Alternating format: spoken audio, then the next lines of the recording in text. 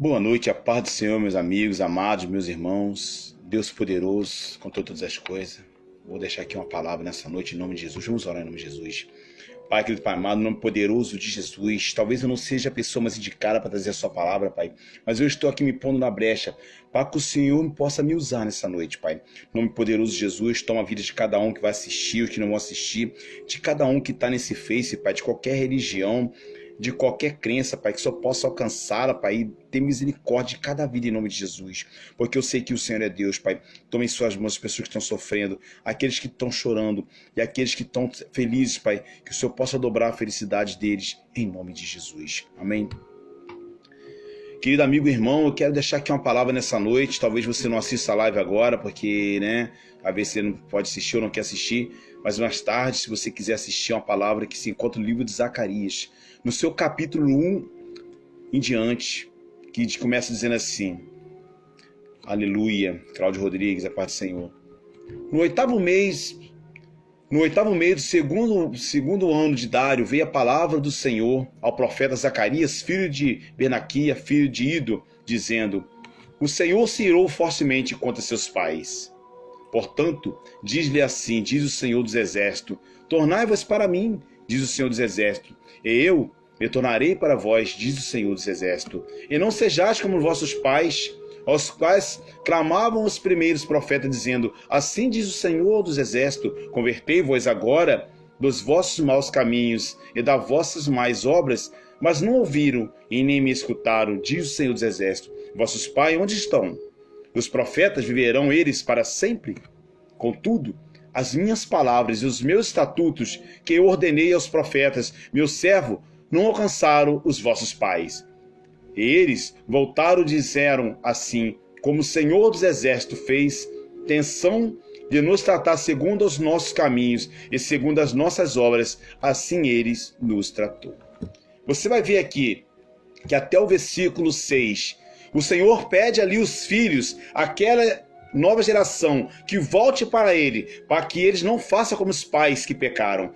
Você vai ver aqui que está falando do fim do cativeiro, do fim de 70 anos, a qual eles eram ali cativos na Babilônia. Aqui já era o rei Dário, que estava aqui no comando, já eram os persas, e eles continuavam cativos por causa do pecado daquele povo. Morreu aquela geração, e aqueles profetas também pregaram para aquela geração, morreram os profetas, mas eles não se converteram. E o Senhor pergunta aqui: aonde estão seus pais? Hoje estão mortos, com certeza. E os profetas viverão para sempre? Não.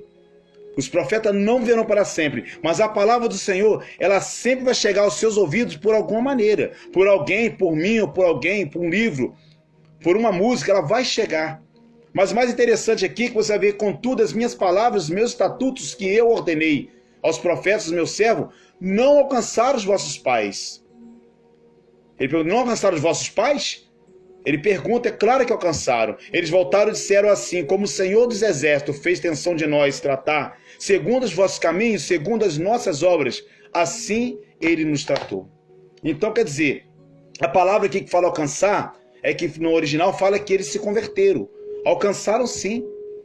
Mas eles se converteram e aceitaram a palavra do Senhor depois de pecarem. Eles não aceitaram naquele momento que o Senhor mandou eles parar de pecar. Você vai ver que quando João Batista, ele chega ali na beira do Rio Jordão, batizando, e fala assim: arrependei-vos, porque vos é chegado o reino dos céus. Mas é para o povo se arrepender naquele momento. É para o povo aceitar Jesus naquele momento. E aqui, antes do cativeiro, você vai ver que ali Jeremias avisou, Isaías avisou, mas o povo não quis ouvir. O povo foi corrigido e eles só aceitaram a presença do Senhor na vida deles quando eles estavam sofrendo no cativeiro. E muitas vezes, um arrependimento desses, ele não vai te ajudar. Às vezes você pode até aceitar o Senhor e ser salvo, mas você vai viver uma vida miserável aqui nessa terra. Então esse povo, eles aceitaram ali o Senhor naquela época, dentro do cativeiro. Poderia ser evitado aquele cativeiro, se ele não tivesse adorado falsos ídolos, se ele não tivesse feito tantas coisas antes de serem cativo. Ali, aquelas duas tribos que foram cativas para a Babilônia, ainda até hoje persiste alguns deles, e hoje estão em Israel. Mas lembre-se que a desobediência do povo de Israel fez com que 10 tribos se perdessem pelo mundo, a qual perderam sua identidade, onde nós não sabemos eles estão hoje. Você pode até ser um e eu também ser um deles. Não sabemos a nossa geração, a nossa genealogia. E aqui, você vai ver aqui, que o versículo 7, é aos 24 dias do mês, de 1/10 do mês desse abate, o segundo ano de Dário, veio a palavra do Senhor ao profeta Zacarias, filho de Benaquia, filho de Ido, dizendo: olhei de noite e vi um homem montado num cavalo vermelho, e ele estava perante entre as murtas que estavam na baixada. Atrás dele estavam os cavalos vermelhos, emalhados e brancos. Você vai entender aqui, primeiramente ele viu um homem num cavalo vermelho. Os 4 cavalos de Apocalipse, você vê que são os ventos. Ali significa os ventos a qual trazem guerra. Os ventos de mal, os ventos bons. Você vai ver em Apocalipse. Mas ali esses cavalos estavam parando entre as murtas que estavam na baixada. A murta, ela fica num lugar aonde tem água, aonde é um vale. Mas o vale, apesar de ter água, também é um lugar de guerra. É um lugar onde tem a batalha. Você vê quando a pessoa está no vale, ela está passando por grande batalha. E aqueles cavalos estavam prontos para a batalha. Mas ali eles não estavam ali só para a batalha, estavam para trazer uma informação para o Senhor. E atrás dele estava o cavalo vermelho, malhado e brancos. Então você vê que foram 4 cavalos, ao qual estava nos 4 lados da terra. E eu disse: Senhor meu, desculpa, quem são estes? E disse meu anjo que falava comigo: eu te mostrarei quem são estes. Desculpa, a garganta está ruim. Então respondeu o homem que estava entre as murtas e disse: estes são os que o Senhor tem enviado para percorrerem a terra. E ele respondeu ao anjo do Senhor: como estava entre as murtas, disseram: nós já percorremos a terra, e que toda a terra está tranquila. Então todos os 4 cavalos, eles percorreram a terra, e a terra estava tranquila. Você tem que entender outra coisa aqui, que quando ele fala aqui, perguntei ao anjo do Senhor. O anjo do Senhor, no Antigo Testamento, ele era Jesus, que é o único anjo que aceitava adoração. O anjo do Senhor era Jesus. Jesus se manifestava no Antigo Testamento como o anjo do Senhor. Toda vez que você vê ali falar o anjo do Senhor, como ali você vai ver no livro de Êxodo, ou no livro de Gênesis, quando aparece o anjo do Senhor, ou de Josué, quando Josué chega, que ele vê ali um homem de armadura, e ele se prostra ali e diz ao anjo do Senhor: é o Senhor Jesus Cristo. E ali era Cristo que estava diante dele, na visão dele, e estava falando com os 4 cavaleiros. E responderam ao anjo do Senhor, que estava entre as murtas, disseram: nós já percorremos a terra, e eis que toda a terra está tranquila. Então o anjo do Senhor respondeu e disse ao Senhor dos Exércitos: olha só, Jesus falando com o nosso Deus poderoso, maravilhoso e eterno Pai. Então o anjo do Senhor respondeu e disse ao Senhor dos Exércitos: até quando não terás compaixão de Jerusalém, das cidades de Judá, contra as quais estiveram irado estes 70 anos? Então aqui você vê que Jesus, mesmo antes dele se manifestar em carne, mesmo antes dele nascer, ele aqui já está intercedendo por Jerusalém, já está intercedendo pelos homens. E respondeu o Senhor ao anjo que falava comigo, com palavras boas e palavras consoladoras. O anjo que falava comigo disse-me: clama dizendo: assim diz o Senhor dos Exércitos, com grande zelo estou zelando por Jerusalém. Então você vê que Jesus ali, naquele momento, ele intercede por Jerusalém e pergunta: até quando, Senhor? Até quando o Senhor vai punir esse povo? Pois ali, com certeza, o povo de Jerusalém, que tinha ido cativo para a Babilônia, os pais tinham morrido, não ouviram os profetas, mas os filhos tinham se convertido. Eles tinham se convertido. Mas é interessante que você vai ver que um homem, ele erra a sua vida e ele passa pelo vale. Mas se ele não falar: Senhor, até quando eu vou passar por isso? Até quando, Pai? Será que eu já não paguei meus pecados? Está doendo? Até quando eu vou passar por essa situação, meu Senhor? Me tira disso. Se você não clamar, pedir ao Senhor para tirar você dessa situação, você não vai sair. Você tem que clamar ao Senhor, expor essa situação. E aqui Jesus pergunta aqui: até quando, Senhor dos Exércitos, tu vai ficar irado contra esse povo que já está quase há mais de 70 anos? Então já tinham passado 70 anos, já estava no reinado de Dário, mas o povo continuava cativo. Ainda que não estava mais naquela situação de sofrimento, mas continuava cativo.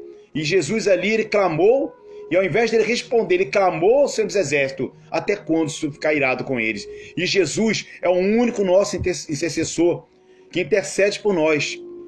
E aqui com grande indignação, o Senhor fala: estou irado contra os gentios em descanso, porque eu estava pouco indignado, mas eles agravaram o mal. O que acontece? Então, quando Jesus vê que a terra está tranquila, naquele momento ele ficou irado não porque tinha paz na terra, não porque tinha paz na terra, porque todos os gentios que tinham feito mal contra o povo de Jerusalém, e eles estavam tranquilos, vivendo uma vida tranquila. Muitas vezes você vê uma pessoa má, uma pessoa que leva uma vida totalmente torta, uma pessoa que faz maldade com o outro, tendo uma vida tranquila. Mas lembre-se que o Senhor está vendo ela lá de cima.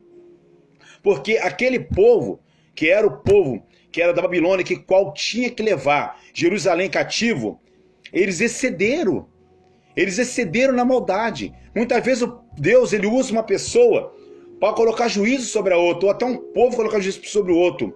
Mas ele não gosta que excede na maldade. E ali os babilônicos excederam na maldade. Fizeram coisas cruéis, fizeram coisas que com certeza deixou Deus indignado com eles. E ele fala aqui, com grande indignação, estou irado contra os gentios em descanso, porque eu estava pouco indignado, mas eles agravaram o mal. Então ele estava pouco indignado, mas então eles agravaram o mal contra Jerusalém. Então você vai ver aqui que por mais que um povo ou uma pessoa ela seja colocada em juízo na outra, lembre-se de uma coisa, meu irmão. Quando você cai, se alguém cair na mão do homem, quando se dá autoridade ao ser humano, ele não sabe lidar com a autoridade. Ele não sabe lidar. Com certeza ele excede. Você vai ver que aí traficantes, os bandidos, eles fazem o mal da pior maneira que pode ser feito. Você vê que policiais, até nos Estados Unidos, aqui no Brasil, às vezes não todos, não vamos julgar todos, mas eles matam as pessoas porque não estão prontos a ter autoridade. Você vê que os juízes, eles são corruptos e muitas vezes eles sempre julgam para o lado maior.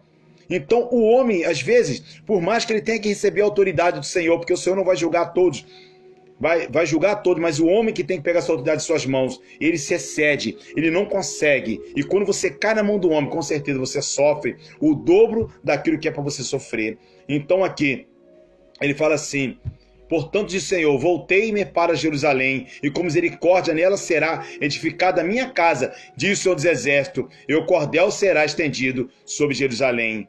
Você vai ver aqui que aqui ele está virando a promessa. Mas eu quero ler uma passagem para você, que aqui você vai entender a situação, que todo homem, quando cai na mão do homem, ele sofre. Mas mesmo assim, nós temos que orar pelos outros, nós temos que interceder uns pelos outros.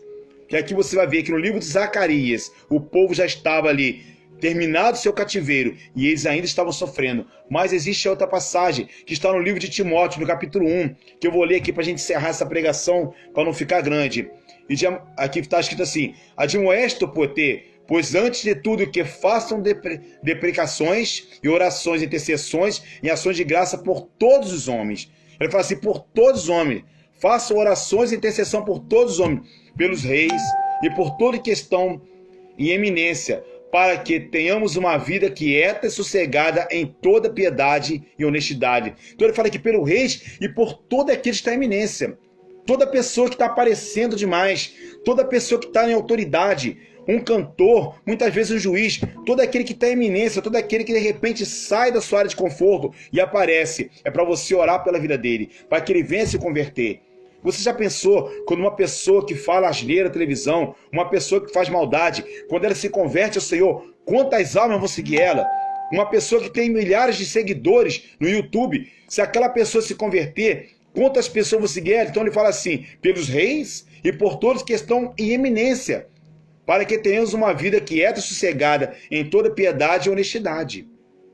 Aí, aqui não tem nada a ver com o livro de Zacarias, mas embaixo você vai entender. Porque isto é bom e agradável diante de Deus, nosso Senhor. Então é bom e agradável que nós possamos orar um pelo outro, interceder inclusive até pelo presidente, não só nosso, mas de todo o país, por todos os homens. Você vê, quer que todos os homens se salvem e venham ao conhecimento da verdade. Então Deus, aqui no versículo 4, ele fala, ele quer que todo homem se salve e venha ao conhecimento da verdade do Evangelho de Deus. E qual é essa verdade?